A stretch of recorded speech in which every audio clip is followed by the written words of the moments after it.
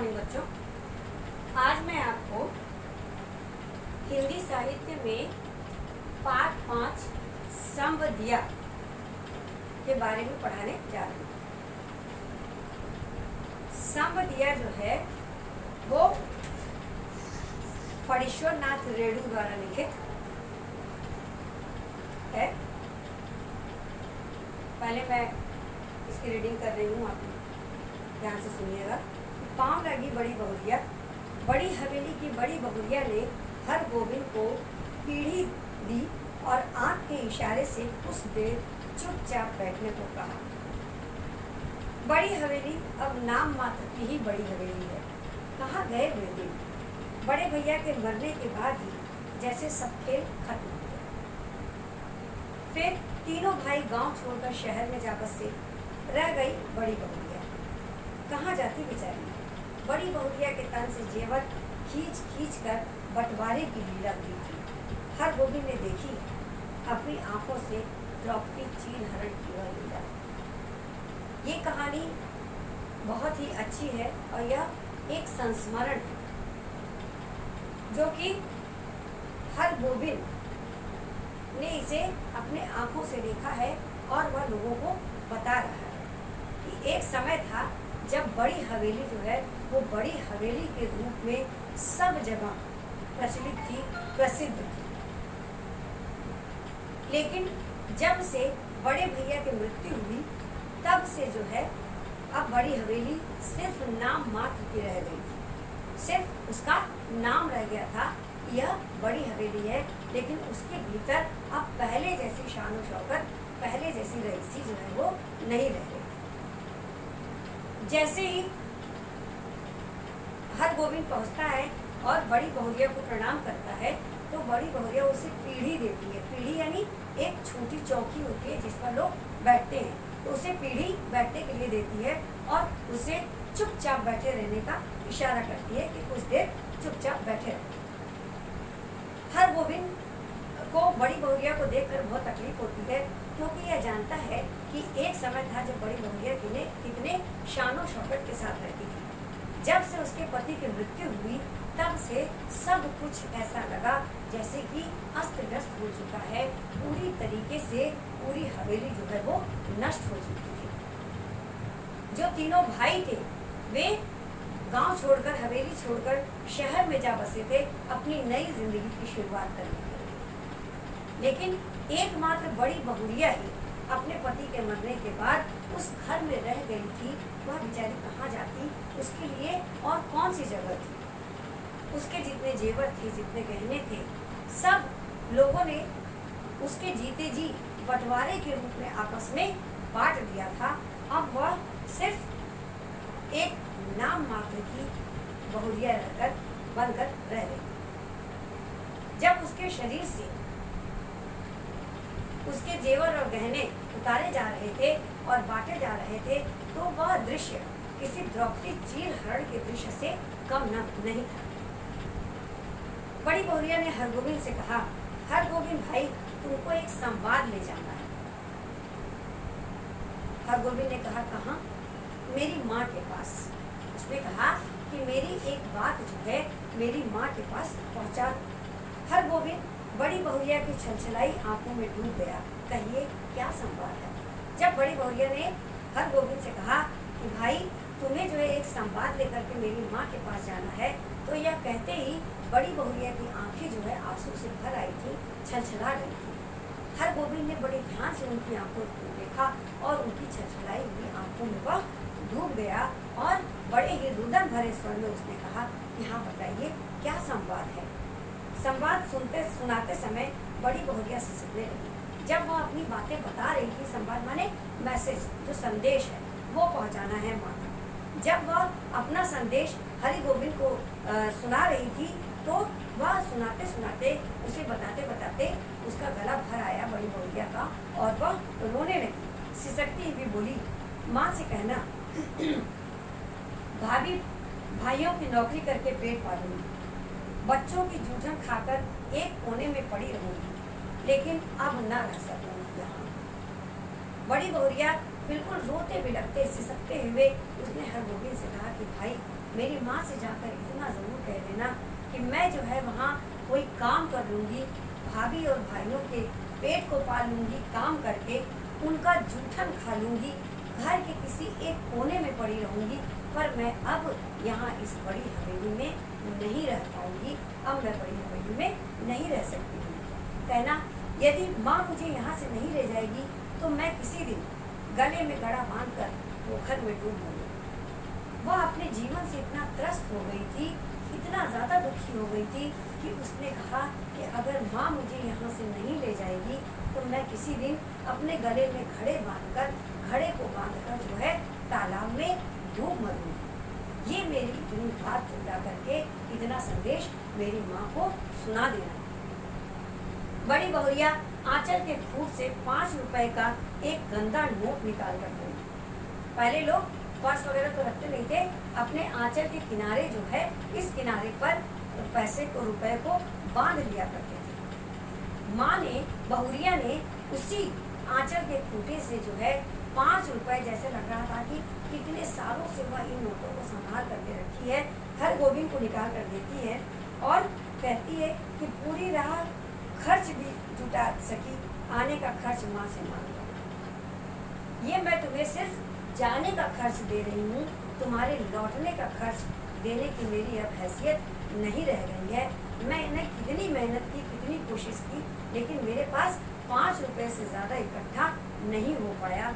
इसलिए हे हरगोविंद भाई, जब तुम मेरे मायके से लौटना तो मेरी माँ से लौटते समय पैसे ले लेना, वह तुम्हें किराया दे देगी। हरगोविंद बोला, बड़ी बहुरिया, राह खर्च देने की ज़रूरत नहीं, मैं इंतज़ाम कर लूँगा। अब देखिए हरगोविंद भाई के अंदर कितनी इंसानियत थी। उसने जब यह देखा कि बड़ी बहुरिया के पास सिर्फ वही गंदे मैले कुचैले 5 के नोट हैं, तो उसने उसे लेने से इनकार कर दिया और उसने कहा कि बड़ी बहुरिया, मुझे ये 5 रुपए मत दो, मैं अपनी व्यवस्था कर लूँगा, मैं राह खर्च की व्यवस्था कर लूँगा, लेकिन मैं आपके मायके अवश्य जाऊँगा। बड़ी बहुरिया हाथ में नोट लेकर चुपचाप भाव शून्य दृष्टि से हरगोविंद को देखती रही। यह सुनते ही बड़ी बहुरिया जो है एकदम भाव विभोर हो जाती है और वह हरगोविंद को अपनी छलछलाई हुई आंखों से देखती रह जाती है कि एक पराया इंसान उसके साथ कितना अपनापन दिखा रहा है। हरगोविंद संवदिया संवाद पहुंचाने का काम सभी नहीं कर सकते। वो हरगोविंद को अब एक नए नाम से संबोधित करती है, संवदिया, यानी संदेश पहुंचाने वाला या संदेश वाहक। वह उसे कहती है कि हरगोविंद संवदिया, संवाद पहुंचाने का काम सभी नहीं कर सकते हैं, कि मैसेज संदेश पहुंचाने का काम जो है सब नहीं कर पाते। संवाद के प्रत्येक शब्द को याद रखना और जिस सुर और स्वर में संवाद सुनाया गया है ठीक उसी ढंग से जाकर सुनाना सहज काम नहीं। बड़ी बहुरिया कहती है कि हरगोविंद, संदेश पहुंचाना सबके वश की बात नहीं है, क्योंकि संदेश के एक एक वाक्य को ठीक उसी प्रकार याद रखना और जिस भाव में उसे कहना है उसी भाव में जाकर के कहना, जिससे कि उसका असर उस पर उसी प्रकार पड़े जिस प्रकार की कहा जा रहा है। यह कोई आसान काम नहीं है। गांव में कौन ऐसा है जिसके घर की माँ, बहू, बेटी का संवाद हरगोविंद ने नहीं पहुंचाया है। गांव भर में कोई भी ऐसा व्यक्ति नहीं जिसके घर का संवाद, संदेश जो है हरगोविंद जाकर के किसी के घर नहीं पहुंचाता है। लेकिन ऐसा संवाद पहली बार ले जा रहा है वह, लेकिन वह ऐसा संदेश पहली बार जो है लेकर के जा रहा है। गाड़ी पर सवार होकर हरगोविंद कटिहार जंक्शन पहुंचा। गाड़ी पर सवार होकर हरगोविंद जो है कटिहार पहुंच गया स्टेशन। वहां से गाड़ी बदलकर जब थाना बेहपुर स्टेशन पहुंचा तो हरगोविंद का जी भारी हो गया। जब हरगोविंद जो है बड़ी बहुरिया के मैके की तरफ पहुंचा तो उसका जी जो है वो भारी हो गया। ऐसा लग रहा था जैसे कि अब वो वहां तक नहीं पहुंच पाएगा। उसके पैर गांव की ओर बढ़ ही नहीं रहे थे। उसे बड़ी बहुरिया की वही छलछलाई हुई आंखें, वही भाव शून्य दृष्टि उसे दिखाई पड़ रही थी। ऐसा लग रहा था कि जैसे अब वह उस गांव की ओर आगे नहीं बढ़ पा रहा है। उसके कदम बिल्कुल भी उठने को तैयार नहीं थे। बड़ी बहुरिया गांव छोड़कर चली जाएगी, वह बड़ी बहुरिया को बहुत मान सम्मान देता था, उसकी बहुत इज्जत करता था। उसके मन में एक धारणा यह थी कि अगर हमने इसके घर जाकर, बड़ी बहुरिया घर जाकर यह संदेश दे दिया कि वह इतनी दुखी है, तो बड़ी बहुरिया जो है वो गांव छोड़कर चली जाएगी। हरगोविंद का मन कलपने लगा, तब गांव में क्या रह जाएगा। अब वह दुखी हो गया कि अगर बड़ी बहुरिया गांव छोड़कर चली जाएगी तो गांव में तो कुछ बचेगा ही नहीं, क्योंकि जो बड़ी हवेली है वो पूरी तरीके से निस्तनाबूद हो जाएगी, जो बड़ी बहुरिया के रहने से बड़ी हवेली के नाम से प्रसिद्ध है। यह सोचकर उसका मन जो है दुखी हो जाता है। अनिच्छा पूर्वक हरगोविंद ने गांव में प्रवेश किया। इच्छा न होते हुए भी, मन न होते हुए भी हरगोविंद जो है गांव में चला जाता है, अंदर घुस जाता है। बड़ी बहुरिया के घर पहुंचते पहुंचते उसका कलेजा धड़कने लगा। जब वह बड़ी बहुरिया के घर के दरवाजे तक पहुंचता है तो उसका कलेजा जो है वो धड़कने लगता है, वह और तेज उसकी धड़कन जो है वह बढ़ जाती है। ऐसा तो कभी नहीं हुआ। उसने बड़ी बहुरिया की बूढ़ी माता को पांव लगी। उसने क्या किया कि ना चाहते हुए भी बड़ी बहुरिया के माता को, जो बूढ़ी थी, उनको प्रणाम किया, उनके पैर छुए। बूढ़ी माता ने पूछा, कहो बेटा क्या समाचार है। बहुरिया की माँ ने कहा कि बताओ क्या समाचार लाए हो। माँ जी आपके आशीर्वाद से सब ठीक है। हरगोविंद कहता है कि माता जी आपके आशीर्वाद से सब कुछ ठीक ठाक है। तुम कोई संवाद लेकर नहीं आए हो। बूढ़ी माता पूछती है कि क्या तुम कोई संवाद नहीं लाए हो, कोई संदेश नहीं लाए हो। बूढ़ी माता कुछ उदास सी हो गई। जी नहीं, कोई संवाद नहीं। वह कहता है कि नहीं माँ जी, मैं कोई भी संदेश लेकर नहीं आया हूँ। वैसे बड़ी बहुरिया कह रही थी कि दशहरा के समय गंगा जी के मेले में आकर माँ से भेंट मुलाकात कर जाए। वह कहता है कि मैं कोई संदेश तो लेकर नहीं आया, लेकिन बड़ी बहुरिया कह रही थी कि जब दशहरा का समय आएगा तो गंगा जी का जो मेला लगेगा उसमें मैं आऊंगी और अपनी माता से भेंट मुलाकात कर लूंगी। बूढ़ी माता बोली, मैं तो बबुआ से कह रही थी कि जाकर दीदी को लिवा लाओ, यहीं रहेगी, वहाँ अब क्या रह गया है। बूढ़ी माता कहती है कि मैं तो अपने लड़के से कह रही थी कि जाओ और अपनी दीदी को यहाँ लेकर के आ जाओ। अब वहाँ उस गांव में उसके लिए कुछ भी नहीं बचा है। नहीं माँ जी, बड़ी बहुरिया का तो सारा गांव ही परिवार है। हरगोविंद कहता है कि नहीं माता जी, ऐसी कोई बात नहीं है। बड़ी बहुरिया का जो पूरा परिवार गांव ही है। हमारे गांव की लक्ष्मी है बड़ी बहुरिया। संवदिया कहता है कि बड़ी बहुरिया जो है वो हमारे गांव की लक्ष्मी है। अगर वह हमारे गांव से चली जाएगी तो हमारे गांव में क्या बचेगा। बूढ़ी माता ने अपने हाथ से हरगोविंद को जलपान ला कर दिया। बूढ़ी माता ने, बहुरिया की माँ ने अपने हाथ से हरगोविंद को नाश्ता कराया। जलपान करते समय हरगोविंद को लगा बड़ी बहुरिया दालान पर बैठी राह देख रही है भूखी प्यासी। जब हरगोविंद नाश्ता कर रहा था तो उसी समय उसे बड़ी बहुरिया की याद आ जाती है और वह सोचता है कि बड़ी बहुरिया जो है भूखी प्यासी दालान में बैठी हमारी राह देख रही होगी। रात को भोजन के वक्त हरगोविंद ने थाली की ओर देखा। दाल, भात, 3 प्रकार की भाजी, पापड़, अचार। बड़ी बहुरिया बथुआ साग उबाल कर खा रही है। हरगोविंद ने कुछ नहीं खाया, उससे खाया नहीं गया। जब हरगोविंद के सामने खाने की थाली आई और उसने देखा कि उस थाली में इतने प्रकार के भोजन, इतने प्रकार की सब्जियां रखी हुई हैं, तब वह सोचने लगा कि बड़ी बहुरिया बेचारी वो जो है बथुए का साग उबाल करके खा रही होगी और उससे वह भोजन नहीं किया गया और उसने भोजन नहीं किया, बिना खाए वह रात सो गया। हरगोविंद को नींद नहीं आ रही थी। वह किस लिए आया था, वह झूठ क्यों बोला। हरगोविंद को यह सोचकर नींद नहीं आ रही थी कि वह जो बात कहने आया था, जो बात बताने आया था, वह बात तो वह बता नहीं सका। वह झूठ क्यों बोल रहा है, उसे इस बात का आभास नहीं हो रहा था। सुबह उठकर उसने दिल को कड़ा किया। वह संवदिया है, उसका काम है सही सही संवाद पहुंचाना। जब वह सुबह उठते ही उसे अपने कर्तव्य का ज्ञान होता है कि नहीं, वह तो संवदिया है, वह संदेशवाहक है, उसका काम है लोगों के संदेश को सही सही उसी के शब्दों और भाव में एक दूसरे के पास पहुंचाना।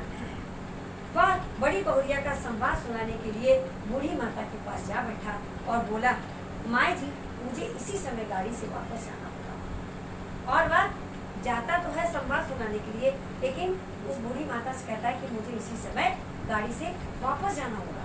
बूढ़ी माँ कहती है, अरे इतनी जल्दी क्या है, एक आध दिन रहकर मेहमानी कर लो। बूढ़ी माँ उससे कहती है, अरे इतनी जल्दी क्या है, अभी एक दो दिन रुक जाओ, थोड़ा सा मेहमान नवाजी तुम्हारी हो जाए। नहीं माँ जी इस बार आज्ञा दीजिए। हरगोविंद कहता है, नहीं माता मुझे आज्ञा दीजिए, दशहरा में हम भी बड़ी बहुरिया के साथ आएंगे, तब डट कर 15 दिनों तक मेहमान करेंगे। और वह उन्हें अभ्यास बताता है कि नहीं माता जी मुझे जाने दीजिए, दशहरे के समय हम भी बूढ़ी माता के बड़ी बहुरिया के साथ आएंगे और डट कर 15 दिन आपके यहाँ रहेंगे। बूढ़ी माता बोली थी, सोचा था बिटिया के लिए दही चूड़ा भेजूंगी, दही तो नहीं हो सकेगा पर थोड़ा चूड़ा है, बरसाती धान का लेते जाओ। वह कहती है कि मेरी बेटी के लिए बड़ी बहुरिया के लिए दही चूड़ा भेजना था, दही की व्यवस्था तो नहीं हो पाई, लेकिन थोड़ा सा बरसाती चूड़ा है उसको तो ले जाओ। चूड़ा की पोटली बगल में लेकर हरगोविंद आंगन से निकला तो बड़ी बहुरिया के बड़े भाई ने पूछा, क्यों भाई राह खर्च तो है। जब वह चूड़े की पोटली लेकर बाहर निकलता है तो बड़ी बहुरिया के भाई उससे पूछते हैं कि तुम्हारे पास खर्चे के लिए कुछ पैसे हैं। हरगोविंद बोला, भैया जी आपकी दुआ से किसी बात की कमी नहीं। स्टेशन पहुंचकर हरगोविंद ने हिसाब किया, उसके पास जितने पैसे हैं उससे कटिहार तक की टिकट ही वह खरीद सकेगा। वैसे तो उसने वहाँ मना कर दिया, लेकिन जब वह स्टेशन पहुंचता है तो वहाँ पहुंचकर जब वो अपने पैसे गिनता है तो उसे लगता है कि अब वह इतने पैसे में सिर्फ कटिहार स्टेशन तक ही पहुंच पाएगा। टिकट लेकर गाड़ी में बैठते ही उसकी हालत अजीब हो गई। वह कहाँ आया था, क्या करके जा रहा है। अब उसे लगने लगा कि उसने अपने कर्तव्य को ठीक ढंग से नहीं निभाया। वह किस लिए आया था और क्या करके जा रहा है, बड़ी बहुरिया को क्या कहेगा, क्या जवाब देगा। अब उसके मन में जो है यही कश्मकश चलने लगती है कि वह जब घर पहुंचेगा तो बड़ी बहुरिया उससे पूछेगी कि मेरी माँ ने क्या कहा, तो वह क्या जवाब देगा। 5 बजे भोर में हरगोविंद कटिहार स्टेशन पहुंचा। उसे जलालगढ़ जाना है, किंतु उसके पास तो कटिहार तक की ही टिकट है। हरगोविंद महावीर विक्रम बजरंगी का नाम लेकर पैदल ही चलता। वह जो है बजरंग बली का नाम लेकर पैदल ही चल पड़ा और शहर पहुंचकर उसने पेट भर पानी पिया। रास्ते में उसने कुछ नहीं खाया क्योंकि उस पर पैसे ही नहीं थे। और जब वो शहर पहुंचता है तो वहाँ जाकर वह पेट भर के पानी पीता है। पोटली में नाक लगाकर सोगा, आहा बरसाती धान का चूड़ा है, माँ की सौगात अपनी बेटी के लिए नहीं, वह इसमें से एक मुट्ठी भी नहीं खा सकेगा। उसके मन में लालच आ जाती है कि वो थोड़ा सा चूड़ा खा ले, इसकी खुशबू इतनी अच्छी है, परंतु वह कहता है कि नहीं, यह एक माँ की सौगात अपनी बेटी के लिए है, वह उसे हाथ नहीं लगाएगा, नहीं तो वह क्या जवाब देगी बड़ी बहुरिया। उसके पैर लड़खड़ाए। अभी वह कुछ नहीं सोचेगा, अभी सिर्फ चलना है। वो सोचता है कि अभी मैं कुछ नहीं सोचूंगा, अभी मुझे सिर्फ चलते ही रहना है। जलालगढ़ स्टेशन का सिग्नल दिखाई पड़ता है। गांव का ताड़ सिर ऊंचा करके चाल को देख रहा है। ताड़ का पेड़ जो है वो बहुत ऊंचा होता है, वह हर जगह से लोगों को दिखाई पड़ता है। तो उसे ऐसा लगता है कि सिर जो है ताड़ का पेड़ जो है सिर ऊंचा कर उसे चलता हुआ देख रहा है। उसी ताड़ के नीचे बड़ी हवेली के दालान पर चुपचाप टकटकी लगाकर राह देख रही है बड़ी बहुरिया। इसके बाद उसे कुछ याद नहीं। वह ये देखता है कि बड़ी हवेली के दलान पर जो है बड़ी बहुरिया बैठे रास्ते को देख रही है। हरगोविंद अब जी कैसा है, लो एक घूंट दूध पी लो, मुंह खोलो और पी जाओ। चलते चलते वह इतना थक गया था कि उसे बेहोशी आ गई, उसे चक्कर आ गया। जब वो वहाँ पहुंचा उसे सिर्फ इतना ही याद है कि बड़ी बहुरिया जो है टकटकी लगाकर उसका रास्ता देख रही है। उसके बाद की चीजें उसे याद नहीं। जब वह अपनी आंखें खोलता है, जब उसे होश आता है, तब वह देखता है कि बड़ी बहुरिया उसे जो है दूध पिला रही है। उसने धीरे से हाथ बढ़ाकर बड़ी बहुरिया का पैर पकड़ लिया। उसने धीरे से हाथ बढ़ाया और बड़ी बहुरिया के पैर पकड़ लिए। बड़ी बहुरिया मुझे माफ करो। और उसने बड़ी बहुरिया से माफी मांगी। मैं तुम्हारा संवाद नहीं कह सका, बड़ी बहुरिया मुझे माफ कर दो, मैं तुम्हारा संदेश जो है वहाँ तक नहीं पहुँचा सका। तुम गाँव छोड़कर मत जाओ, तुमको कोई कष्ट नहीं होने दूंगा। हरगोविंद कहता है कि तुम गांव छोड़कर बड़ी बहुरिया मत जाओ, ये हमारी जिम्मेदारी है। अब मैं तुम्हें कोई कष्ट भुगतने नहीं दूंगा, कोई दुख नहीं होने दूंगा। मैं तुम्हारा बेटा, मैं तुम्हारे बेटे के समान हूँ और एक माँ का ध्यान रखना जो है वो बेटे का फर्ज है। बड़ी बहुरिया, तू मेरी माँ सारे गांव की माँ हो। वो बड़ी बहुरिया से कहता है कि तू मेरी ही नहीं सारे गांव की माँ हो। मैं अब निकम्मा बैठा नहीं रहूँगा, मैं अब तुम्हारे लिए कुछ न कुछ काम करूँगा, तुम्हारा पेट पालूंगा, तुम्हें भोजन ला करके दूंगा, तुम्हें कोई कष्ट नहीं होने दूंगा। मैं अब निकम्मा नहीं बैठूंगा, तुम्हारा सब काम करूँगा। बोलो बड़ी माँ, तुम गाँव छोड़कर चली तो नहीं जाओ। वह कहता है बड़ी बहुरिया से कि अब तुम मेरी माँ हो, तुम्हारी देखभाल करना मेरी जिम्मेदारी है। अब तुम मुझे बताओ कि तुम गांव छोड़कर तो नहीं जाओगी। बोलो। बड़ी बहुरिया गर्म दूध में एक मुट्ठी बासमती चूड़ा में डालकर मिलाने लगी। वह तो संवाद भेजने के बाद से ही अपनी गलती पर पछता रही थी। बड़ी बहुरिया ने दुखी होकर अपनी माँ को संवाद भेज दिया था, संदेश भेज दिया था, लेकिन वह स्वयं अपने मन में यह सोच रही थी कि संवदिया जो है हरगोविंद जा करके वहाँ इस संदेश को न पहुँचाए, इससे उसकी माँ को कितना दुख होगा। और संवदिया जो है उसे अपनी माँ मानता था, उसको ये लगता था कि अगर यह गांव छोड़कर चली जाएंगी तो क्या होगा। इसलिए संवदिया उसका बेटा बनकर अपने फर्ज को निभाने के लिए तैयार हो जाता है और बड़ी बहुरिया भी अपने संवाद के न पहुँचने पर मन ही मन खुश हो जाती है।